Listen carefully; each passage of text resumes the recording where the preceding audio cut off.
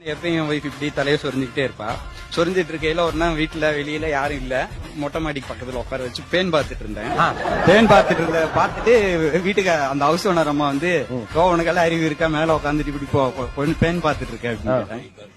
இத சொல்றதுக்கு நீ யாருமா? என் முன்னாடிக்கு தானே பேன் பாக்குறேன், நான் உன்னையவா பாக்க சொன்னேன். பேசணுன்னே 2 பேருக்கு வாக்குவாதம் ஆயிடுச்சு. பயங்கரமா வாக்குவாதமாயி வீட்டை காலி பண்ணு அப்படின்ட்டாங்க.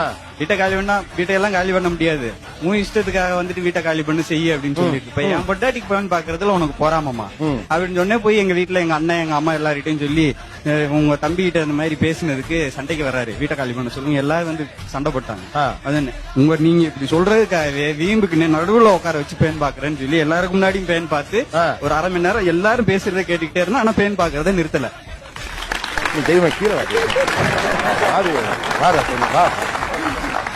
தெய்வமே எங்கேயோ போயிட்டீங்க, தெய்வமே எங்கேயோ போயிட்டீங்க.